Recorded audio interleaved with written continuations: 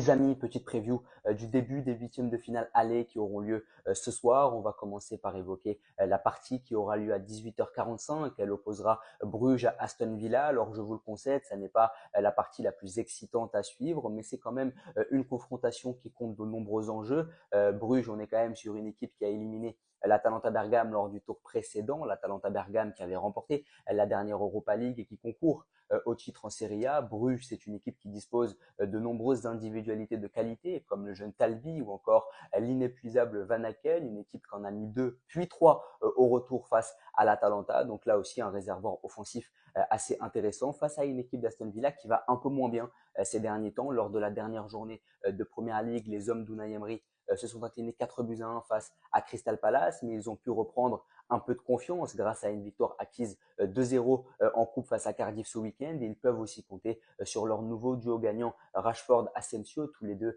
débarqués cet hiver. Aston Villa, c'est une équipe qui est certes 10e de Première Ligue, donc là on voit une équipe qui va moins bien, mais c'est une équipe qui a quand même fini dans le top 8 de la phase de saison régulière, donc j'ai hâte de voir ce que ça va donner. On parle maintenant des trois matchs de la soirée. D'abord, on a ce PSV Arsenal, Arsenal qui a concédé le match nul lors de la dernière journée de Première Ligue 0-0 face à Nottingham, mais qui s'accroche vaillamment à sa place de dauphin de Liverpool. Mais Arsenal compte de nombreux blessés comme Havertz, Saka ou encore Gabriel Jesus, des failles offensives que le PSV peut peut-être exploiter, puisque le PSV, c'est une équipe qui compte plus de 70 buts dans le championnat néerlandais cette saison. C'est une équipe qui a sorti la Juventus Turin et qui carbure à plein régime. Donc j'ai hâte de voir ce que ça va donner, même si le retour aura lieu du côté de l'Emirates, qu'il y a plus de qualité à Arsenal. Cette équipe du PSV, avec son réservoir offensif, elle peut faire plier la défense londonienne. On parle maintenant du match entre Dortmund et Lille. Lille qui a subi une gifle ce week-end, 4 buts à 1 du côté du Parc des Princes face au Paris Saint-Germain. Lille qui est cinquième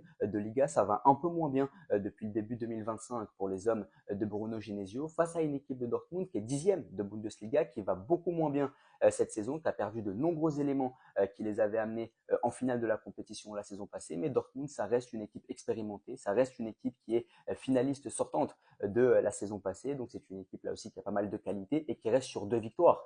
Une victoire 6-0 face à l'Union Berlin la semaine passée et une victoire ce week-end face à Saint-Pauli 2-0. Une équipe qui a retrouvé de la confiance défensive, qui dispose de pas mal d'expérience, qui peut aussi compter sur Serhou Guirassy, l'ancien Lillois. Mais cette équipe de Lille a montré qu'elle était capable de créer des surprises puisqu'elle a battu le Real et l'Atlético dans la phase de saison régulière. On finit justement avec ce Real Atlético, ce derby madrilène. L'Atlético affronte sa bête noire historique. Les deux s'affrontent vaillamment en Liga puisque le Real est actuellement troisième de la Liga à 3 points de l'Atlético Madrid. Il y a une vraie course